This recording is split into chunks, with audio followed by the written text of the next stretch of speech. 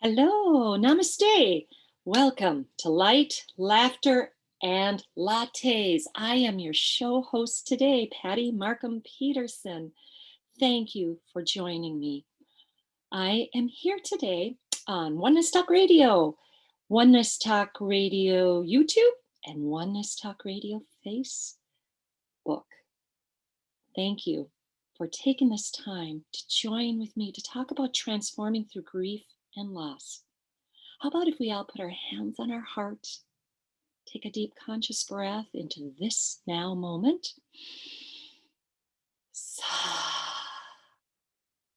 settling into our bodies and into this moment of saying, I am safe, I am supported, I am here, I am ready, I am open, guide me. You know, through this last year, we all have experienced some grief. This year was unlike any other with the pandemic. And so when we think about grief and loss, some people might go, well, I don't know if I really did, but look closer. You know, it was a big shift in their career. Some had loss of income. Some had to move. Many people lost physically those that they love. We lost the world as we knew it. There's a grief. The whole planet was going through the stages of grief. And I'm going to talk about those and how we can transform and heal through them. And so, why am I talking about this? Well, I'm going to share a little bit of my background. And it's why grief and loss are dear to my heart. And it's an area I help a lot of clients with. So, brief thumbnail of my background and why we're going to talk about this, and how, if what you're going through, we can take steps to transform and become more of who we really are. So, way back when, I was a nurse. I graduated in 1981, and I worked through many areas of nursing, from med-surg to mental health to home nursing and hospice, which was very rewarding. And toward the end of the 90s, I started to recognize that the medical field wasn't giving me all the answers that I needed. And through something personally in my family with a family member's health, I started to research nutrition and cleansing the body and using supplements. And that was my door opener. And that's how it is for a lot of us.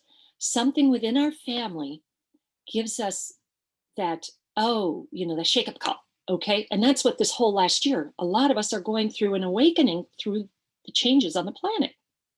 And so my foray then into the holistic healing started then in the late 90s. And I started my own business out of the home. My baby was only about 2 at the time. And I trained with naturopaths and medical doctors in these systems on how to cleanse the body of the toxins. You know, we're all absorbing heavy metals and pesticides and herbicides, and how can we help you healthier. And then I went into understanding, our emotions have an impact on our health too, and bringing that in through some other systems that I had trained with. And then the pivotal event that shifted my life and the way I knew it was my husband of 18 years dying suddenly at 38 in a car accident. He was out of town. I never saw a body. I never saw the wrecked car. So all of a sudden, this happened and my life crumbled. The life I knew crumbled.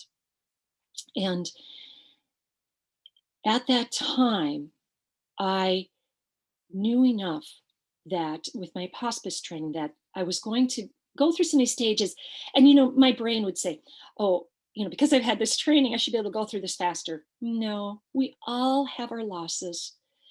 And our grief, and how we navigate it is different for everyone. I'm going to go talk about the 5 stages of grief, and yet they're really not linear. We may progress through them that way for a period, but may go back to one of the other stages. And so for the first one is grief and shock. I was told by a friend at the time. I was so numb. I couldn't even believe that my husband was not there. I would look for him. I'd call out for him. I watched for his truck to come home every day at 5 o'clock.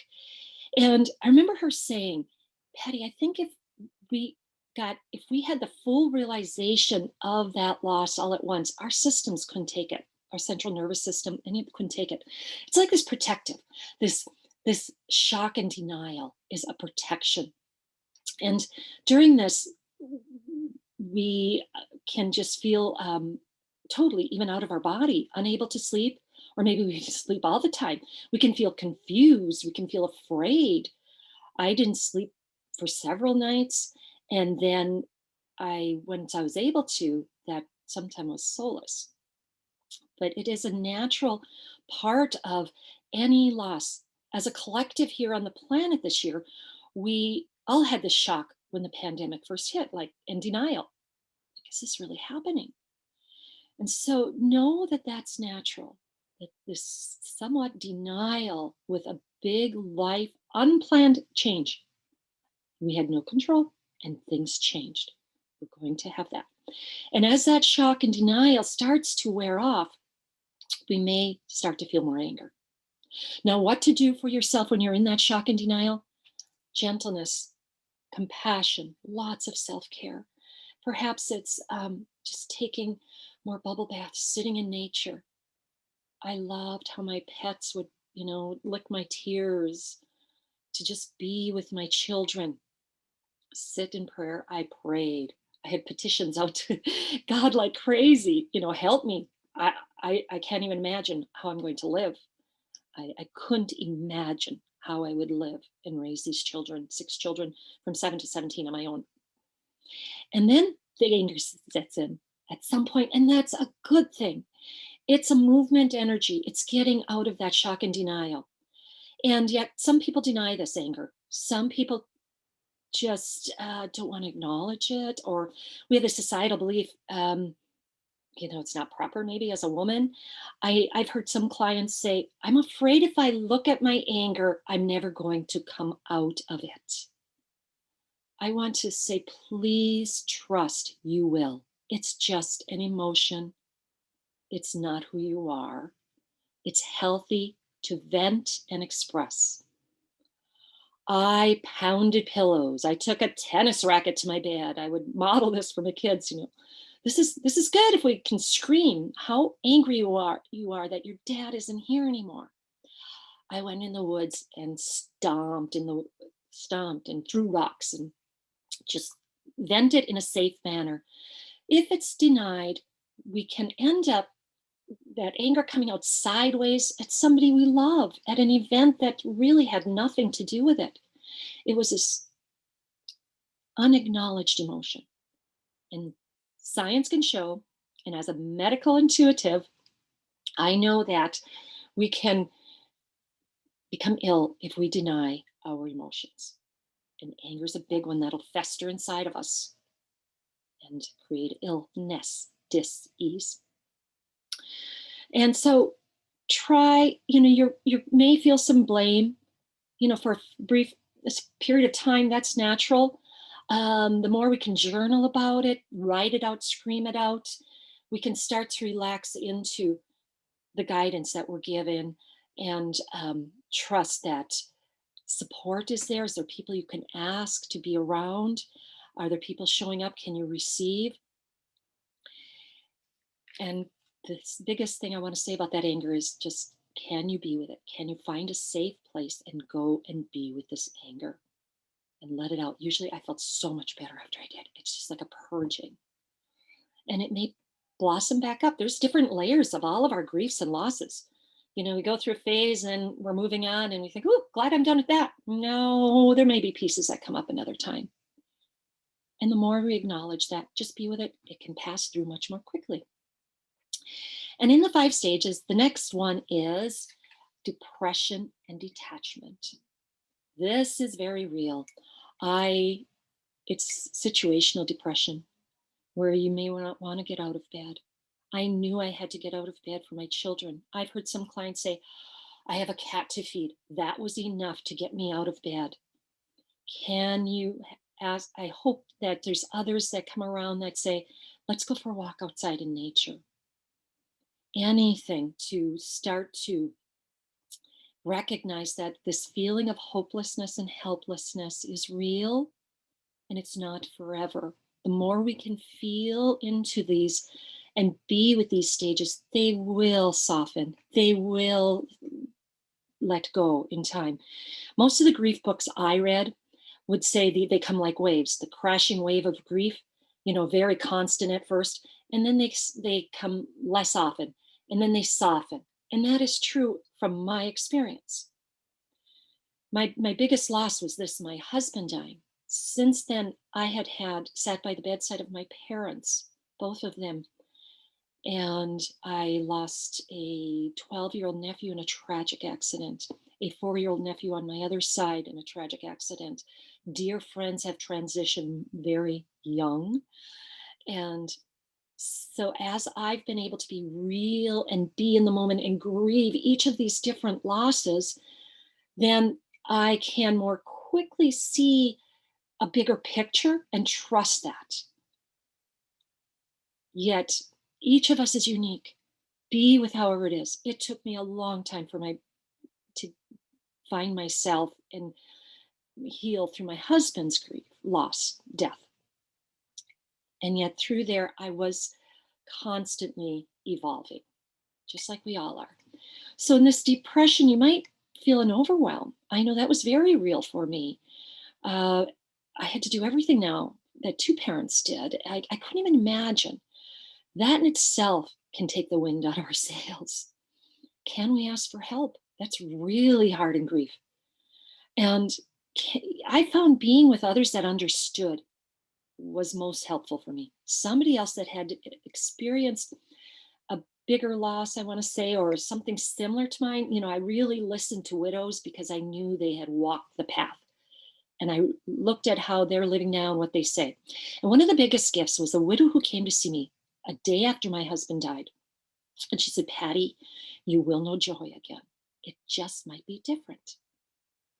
And I needed to hear that. I didn't want to hear that it's going to get worse the second year. I didn't need to hear that I'll never get over it. No, I needed somebody to show me that, and they were living it, what joy they had in their life. It's just different than the old life. We have to create a new life. That's that transforming.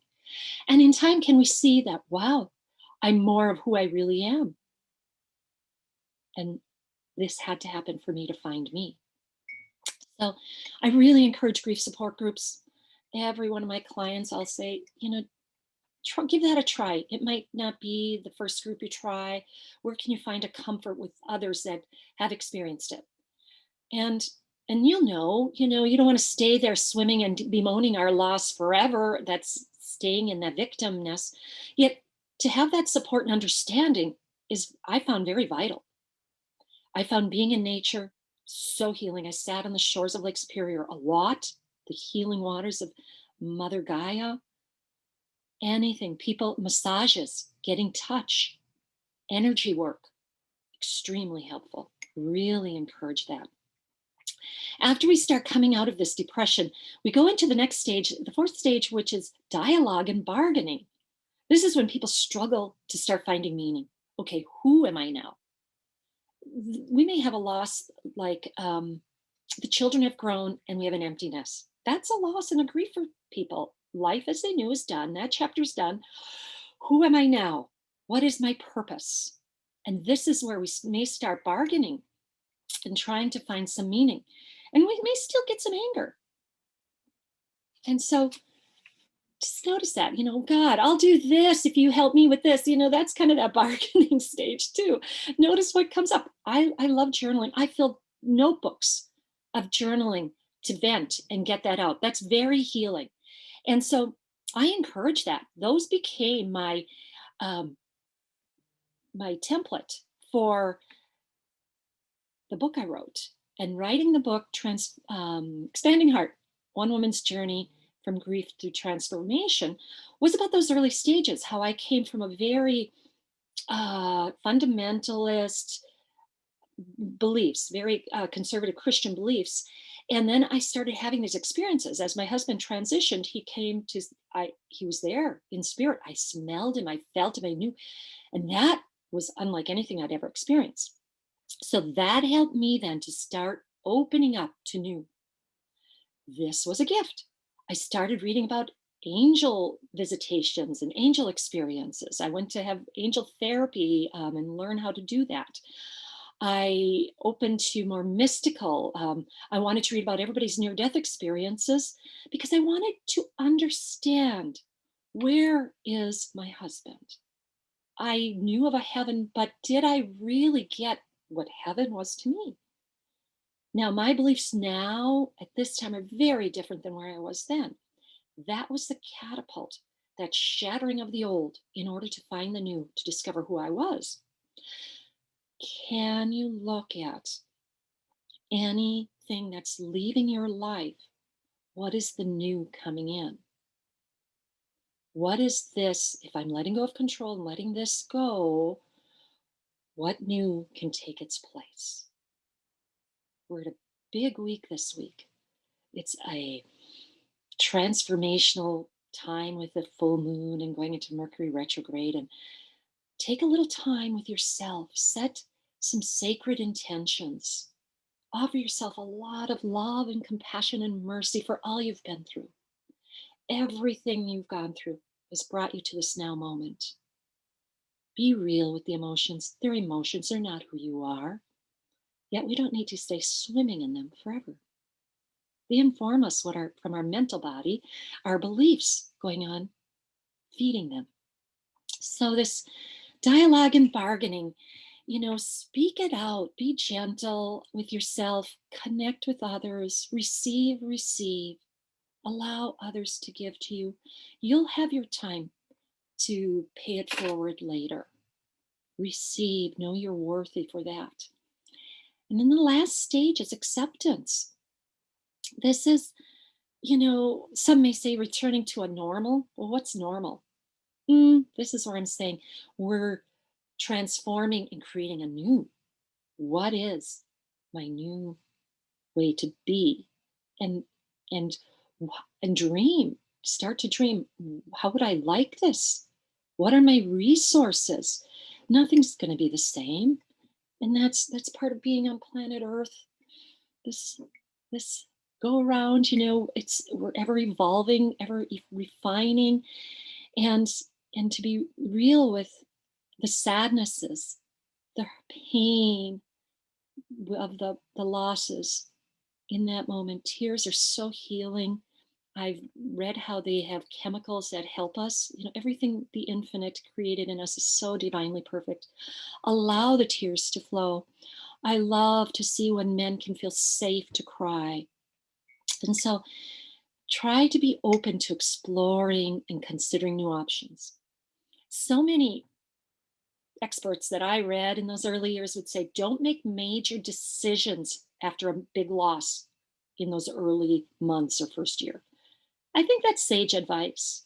I knew I would probably leave the home we were raising our children in because it was so filled with that life, and I may need to create a new one. Yet it took me several years to do that, and that's good. That's healthy. I had to come to an acceptance that I'm here now in my way. And so I went through and changed the rooms a little and made them, how would I like it? This is mine now. It's not how it was before. And I hear a lot of people go through that type of, let's set the stage. It's a new energy. Bring in new colors. What brings comfort to you? Beauty. Take time to create your cocoon, your safe space. And know that even though, you may have started in the shock and gone into this anger stages, and then the depression and detachment, and then the bargaining and dialoguing, and then some sort of acceptance. You may go back to some anger, something will flush up all of a sudden and go, wow, I really do have this piece left. Okay, let's deal with this in a healthy manner. And if we feel we're stuck for a long time in the depression, reach out to a therapist, a counselor, a healer. Complicated grief is when we're self-medicating, we continue to be depressed, we can't take any steps to move on, or operate in our life, complicated grief needs some help. And if you start to recognize that, I encourage you to reach out, call a counselor, a therapist, call me. I did a lot of healing with energy workers throughout the years. I always felt better on days I had massage or energy work that brought me to my center so I could be in that moment. There are days you may need to just be moment by moment. Don't look ahead. Don't let that mind race ahead. How am I going to do, you know, Christmas and it's January? No, no, no. This moment right now, what am I to do in this moment? Breathe, be present. Allow yourself to give yourself mercy.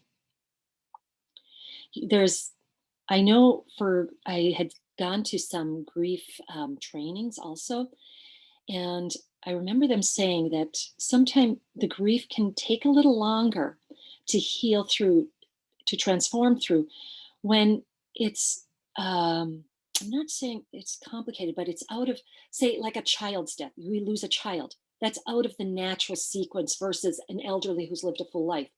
That brings, we may have more to deal with there. Another one was me not being able to ever see my husband's body or the car have any kind of closure, that he just poof went off into thin air. That also, and if we're very dependent on that person, my husband was the main breadwinner, I was very dependent on him, that's another piece. So there's, sometimes we can have these circumstances that add to that grief to make it a little more to process through. It can take time. Let it take the time it needs. If you're conscious that you're wanting to keep healing and finding who you are, love yourself more. And through that, many gifts opened. As I started to open to that, I had more of my healing ability started to come on board. I started, I was cracked wide open. First of all, what happened is I had old trauma that came up that needed to be healed. Now that can happen too. And I knew that I needed to reach out for extra help. I had stuffed old memories of some childhood sexual abuse that then came forward when I was down the road in my grief a little way. It's a gift. In the moment, it was really tough. And yet it was valuable in getting to those underlying traumas to be healthy physically, emotionally, spiritually. Some of the losses that might be harder could be because we're carrying an ancestral loss, a generational loss. Science can show and prove, even though we know this as a medical, intuitive, and spiritual being, that wherever we're holding old trauma, energy unexpressed, that we can have physical symptoms. And now science can show that heart attacks can be related to unhealed heart pain. And so if you see this in families and nobody's really healing it deeper than just the physical, trying to see doctors, they're not looking at the emotional, mental, spiritual, that can get handed on down through the generations. So you may be having some of that to look at. I know I had a lot. As practicing medical intuitives, evasive medical intuitives, we often will see intergenerational, like skip a generation. My grandmother on my maternal side had a very similar life. She was with, her husband died, I think at 39, and she was having my mother. My mother was in utero, and they lived on a farm. They were very poor, and this is prior to even Social Security help, so she went through this huge loss and at that time, and had to just put food on the table. They had to deal with survival. And when that's the case, it's hard for us to access and heal some of the emotions and the old traumas. They just get put aside because what's important is our root care needs to be. And so there was a lot of healing I did on that level, and such compassion for her, honoring her journey, that she did the best she could. Wow, I'm here now because of her. And so you may, if you wonder, wow, I don't feel like I had such a big loss or grief, yet it feels there's so many things coming up. Trust Some of the ancestral generational, you sit in meditation or prayer, you may get blips of that. Start writing it out, see what comes forward. Talk to family members. Need to sip my tea. So there can be unfinished business. If we didn't deal with one of our past losses, then we can have a little more complicated grief the next time. And so even, when one of our pets dies, that we may have a bigger, that's a sad loss. They're a part of our family, they're unconditional love. Don't get me wrong, I don't mean to belittle it at all. Yet, if we didn't heal other losses before and this happens, it may take a little longer or just feel much more monumental going through. So there's this benefit that everything we're going through, if we can feel safe to be with it and go through whatever we need to heal that, to acknowledge it, to bring greater love to ourselves, that is healing. Consciousness, to bringing greater consciousness, is healing. The more love we bring, things can just dissolve.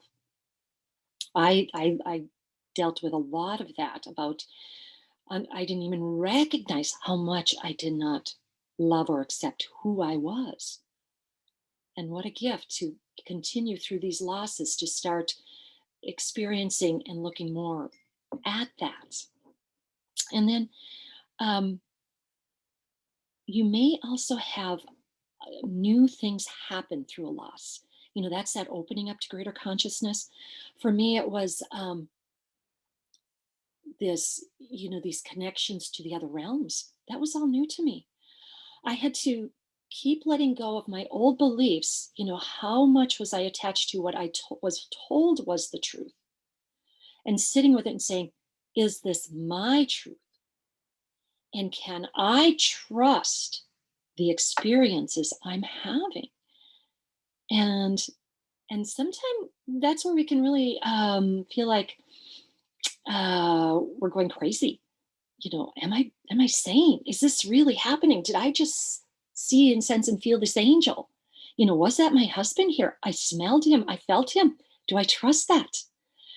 And know that anything, when you tune into it, that brings you greater love, greater joy or peace, is of the highest. If something is scary or dark, it's not. Clear your field. Clear your field. This, I encourage you, all my clients, I encourage to learn the container practice. This is at shriandkira.com under the practices, the divine container. We clear and send the energies that are not serving us to be transformed, transmuted into greater love, peace, and joy. So we know what's ours. So we can, at this time on the planet, carry a higher state of being while in form. And that can happen now as we heal through these griefs, these losses. This last year brought up a lot for us. Just being secluded, I was single and being alone. That was challenging, and not having our same resources, having to find a new way. Yet, can we trust? Can we sit and trust that we are infinitely connected to the divine, that we are the divine in form, and we are supported and we are guided? That is the goal through all of these traumas, all of healing through these losses and griefs.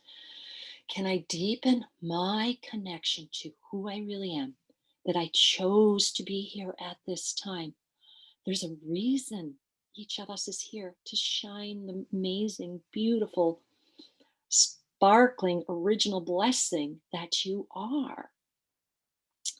And so I hope that some of this gave you an insight into those 5 stages that we can go through in and out of with any type of loss in our life, any type of grief.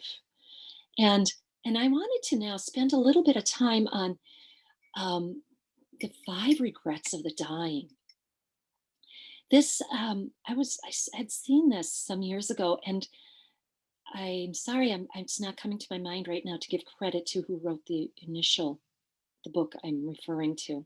And and when I worked with the dying in hospice, I noticed how some had beautiful transitions. It's such a gift to be there with somebody as they transition into the next realm, and their joy. And they've often, you'll see a healing happen on the deathbed where they fully forgive themselves, they forgive another, they let go of grudges, they they recognize that their life had meaning, and they have this beautiful death.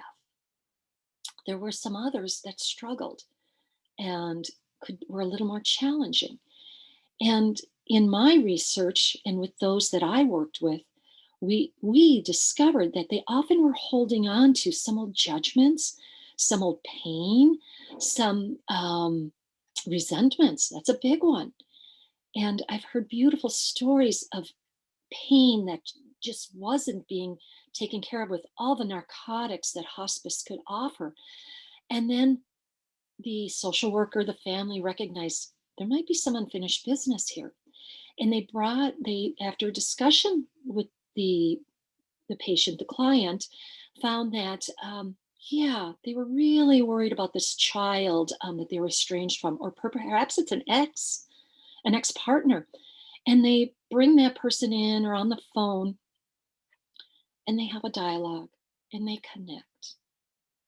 And often there's a forgiveness there, an acceptance, an exchange of love and gratitude. And the physical pain dissolves. This is our Avesa medical intuitive in action. Forgiveness is a universal healer. And so these regrets of the dying can give us, those left living, some guideposts perhaps. So I thought I would share these and notice how you feel when you touch in on them, and no judgment. If you go, whoa, that's me, just go, oh, there's something here. Perhaps I'll journal on this. Let me sit with this and go a little deeper. And so I have a son who is right now taking these 5 levels, or 5 regrets of the dying, and we're making them into positive affirmations, and he's putting them into a tattoo on his body. And I thought that was so adorable. And so it, brought it back up in my mind. And I thought, why not share it here as I talk about transforming, through grief and loss, that we talk about, well, what are some of can we learn from the regrets of those that have been on deathbed of this dimension going on to their next dimension? So here's number 1. I wish I'd had the courage to live a life true to myself, not the life others expected of me. Wow. This is the perfect year to really be embracing that you are courageously having the courage to live your truth, not what others expect. This year, 2021, is all about our truth chakra. Yes, the throat chakra. Are we safe to live who we are here? Your unique imprint, your unique geometry, entwined with your personality self. So think about that. Be with that. Give yourself permission. I give myself permission to courageously live the life true to me. So, number 2, I wish I hadn't worked so hard. I can relate to this one. As I often say, firstborn Capricorn. Checking my timer. See me look off. That I can easily be in the work mode. And yet, what happens? My body falls apart. And this is also bringing up in my mind, when I was talking more about the grief before. In that first year, when I was shortly after my loss, I had constant back pain. I was dealing with, I didn't believe I was being supported. I didn't believe God supported me. He took my husband, my main support. that I saw, that I knew. And so I had back pain. My back went out where I couldn't even get out of bed.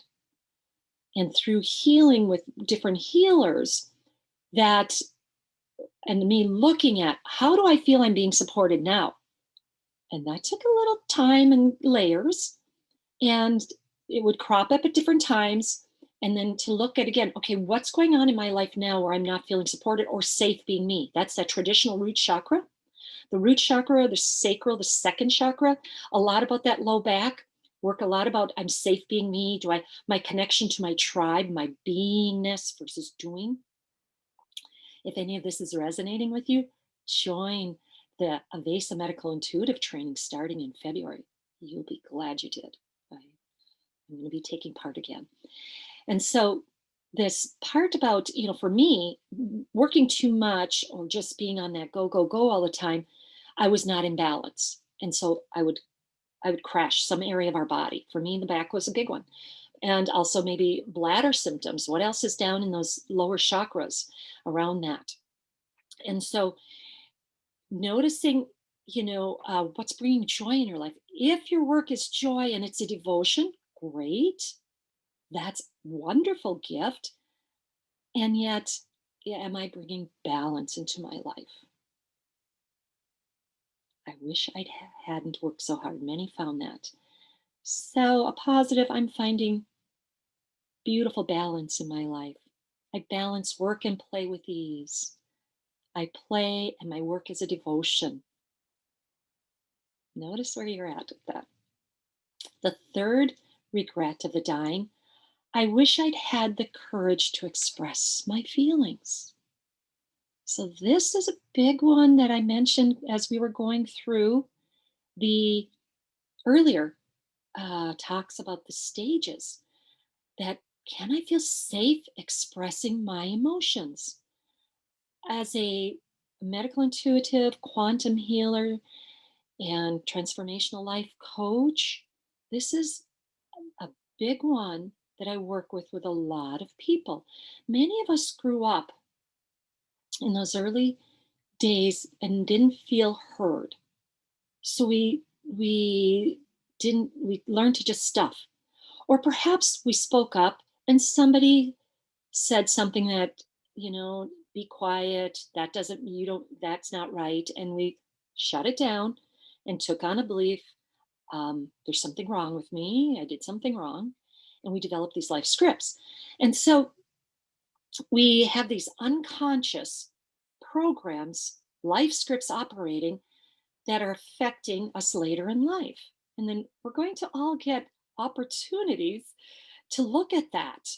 Often it's in relationship, partnership, expressing ourselves, feeling safe to express our feelings. For me, one of them, a big teacher was my father. And thankfully, before he transitioned, he and I had time and we were able to be more authentic with each other. I was able to say, ouch, Dad, that hurt. I'm feeling impacted. I'm going to leave right now. And when I feel more balanced around this, we can talk about this more. Because in the past, if we're operating more from our ego and the unhealed, what do we do? Something hurts and we come back with a judgment, a defensive reaction instead of stop, recognizing, I'm feeling hurt. I'm feeling angry. And this often can be tied to that hurting inner child. This is a beautiful place to go with this. We have a safe practice that ties into this. Stop, acknowledge, feel the emotion, and then expand to the soul. I also have a YouTube inner child visualization, guided healing visualization. I encourage you to do. When you feel triggered, if we heal more of that inner child wounds and beliefs that we took on, we can accept that aspect of ourselves with greater love to be present and respond in these situations and not react from the ego, personality, hurting self. So I wish I'd had the courage to express my feelings. That may be an ever evolving, ever refining practice for us. And start with yourself. Am I listening to my feelings? Am I really being honest about what it is I'm feeling right now? Maybe it's rage. Can I say that without judging myself? Maybe I'm feeling sad. I don't matter. Bring light, bring acceptance. How can I love me more? Notice that.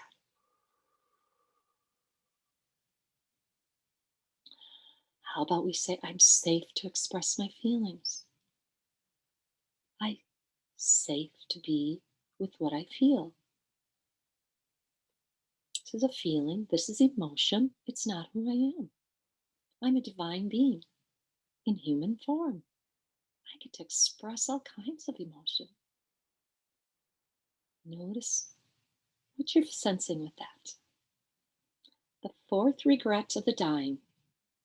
I wish I'd stayed in touch with my friends. Now, I'm one of those who often checks in back with people. So it's not one that really came up for me, yet I've heard this from others. Oh, I wish I hadn't lost track of so and so. I wish I would have been more kind. Well, it's never too late.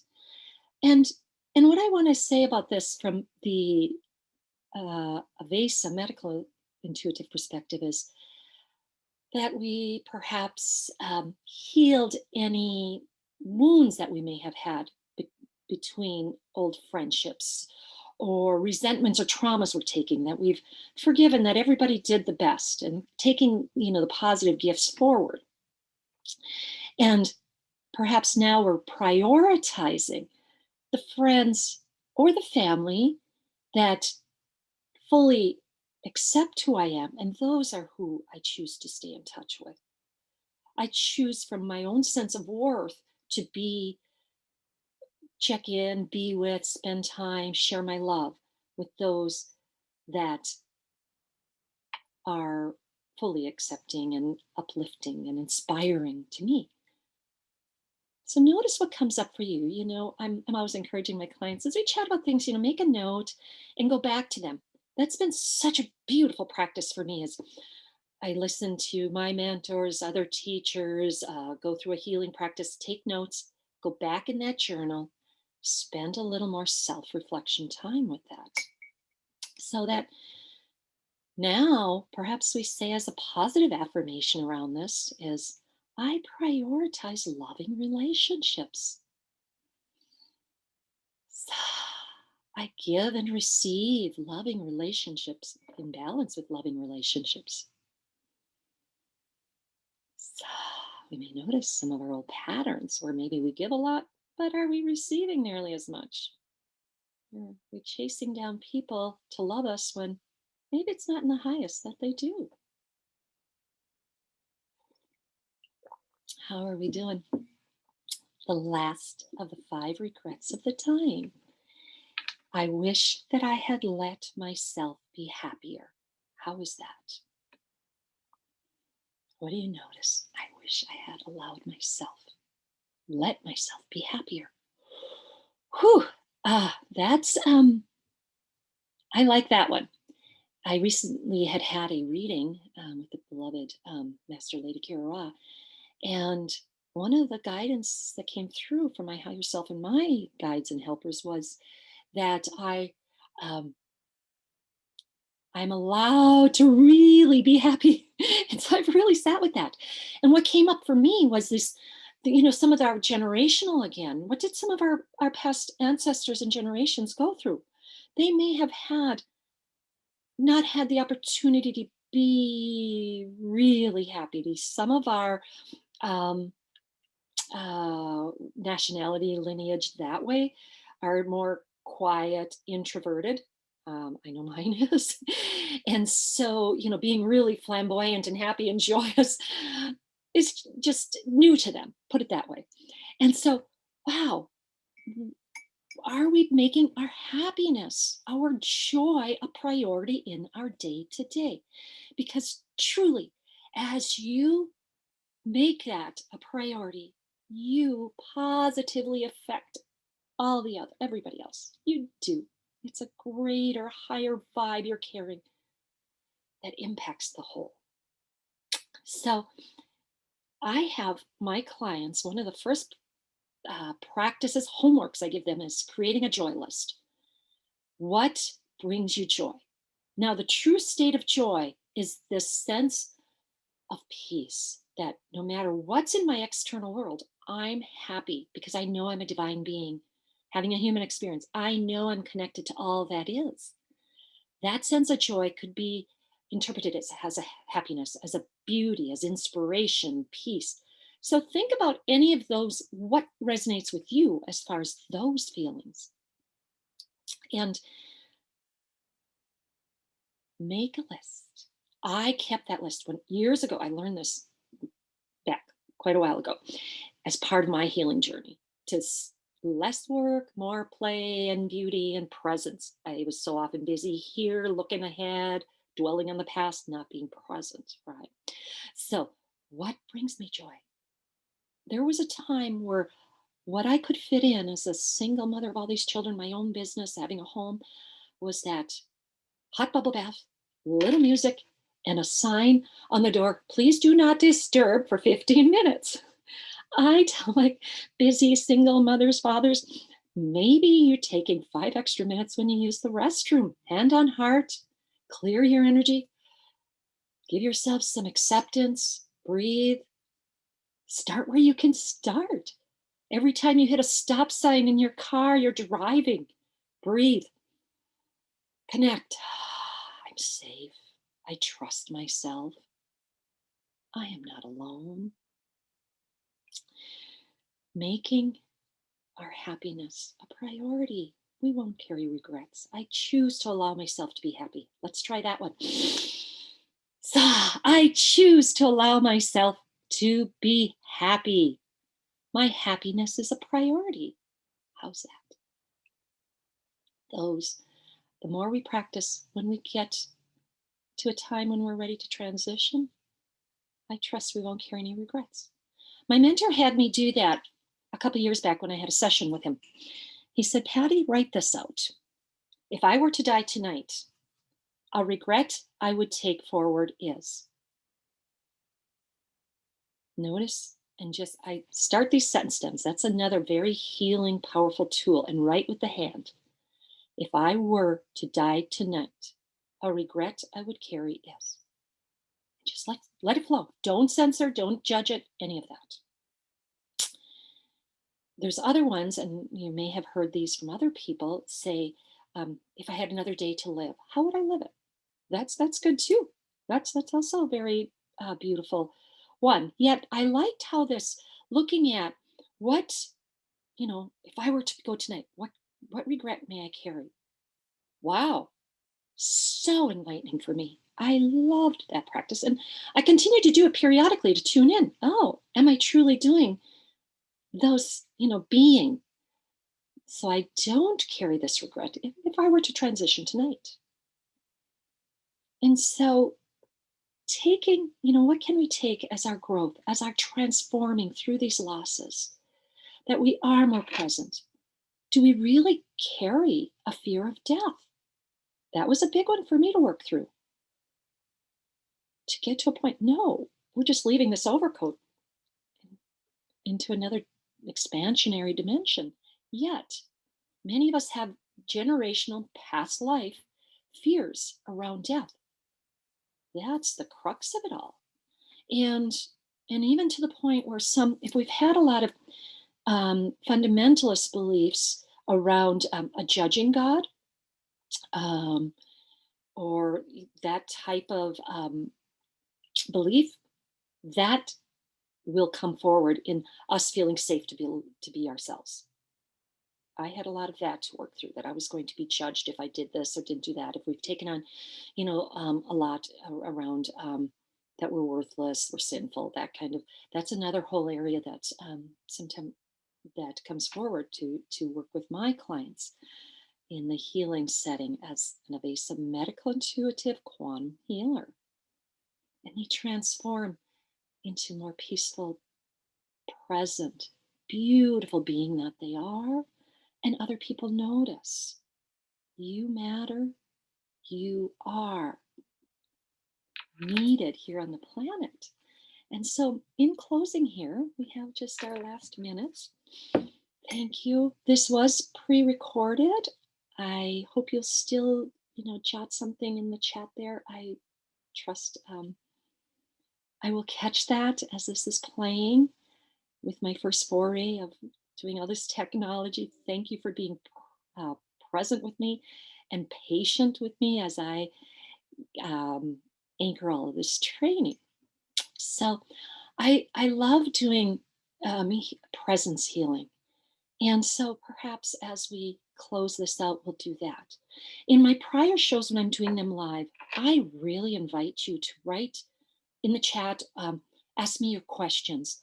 I can tune in as a quantum clairvoyant, as an evasive medical intuitive, help you with your physical, mental, emotional symptoms. If you want deeper guidance on that, I love to serve in that way, and be more interactive in my once a month. At the last of the month, I'll usually have my show like this.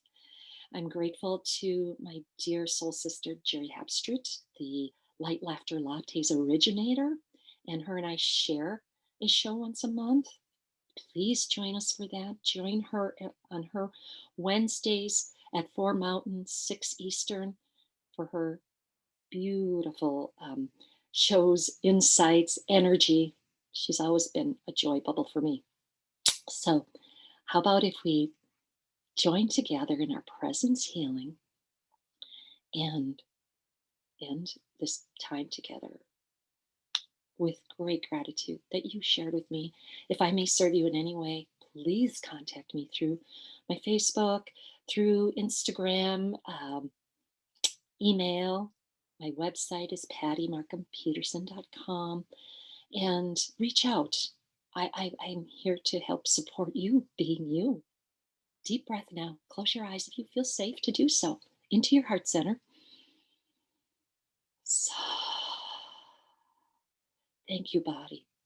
Beloved universe, spirit guides,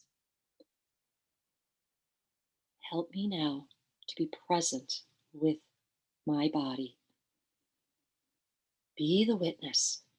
Notice where in your body you feel called. Ask your body, pay attention. Where do I feel called? Maybe a stomach, a head, a foot, a back. Just be present to it. Thank you, body. Deep breath. I am here. I am listening. I'm not going anywhere. Say that out loud if you can. I am here. I am listening. I'm not going anywhere. Thank you for getting my attention. And now float. Take your consciousness and float above that body part. Floating above it, notice what you notice. Notice if there's a color. Is there a... Thank you. Thank you. If you see a color, say thank you for this. Notice if there's a shape. Just be with it. No judgment, no right or wrong. So, float with that. Thank you, body. I'm here. I'm listening. I'm not going anywhere. Your greater consciousness is being present to this body that is calling out. Trust it. Then ask the body, may I come closer? Ask for permission. If you get permission, go closer and notice if that color changed. Did the shape change? Perhaps there's a perceptual quality, a taste, a smell, a sound. Be with it. Just sit with it, accept it. Now ask those, say your own infinite prayer to the divine, representatives of the divine. Thank you, angels, guides, spirit, mother, Father God. Help me with this body part to offer greater love and light in this form at this time. Breathe a cocoon of light around that body part with your breath. So, breathe that in.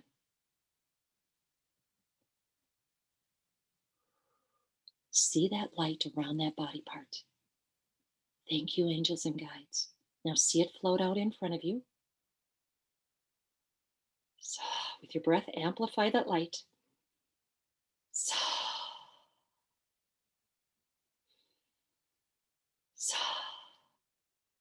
And then, thank you. I now offer this to the divine, to the infinite. This healing energy, this body part, I hand it off. Notice how that happens. That they will continue to offer healing light to this body part while you slowly bring your consciousness back to the present moment. That this is being lifted off. Thank you for getting my attention. I give you to the divine. I lift you up. And this consciousness, higher consciousness, will continue to work. So I really feel that. And feel that letting go and releasing control and trusting the divine.